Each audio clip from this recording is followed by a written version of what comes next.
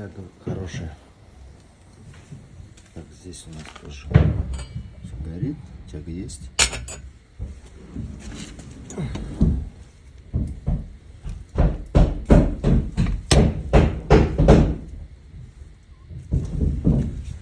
Осталось столешницу только сделать из гранита.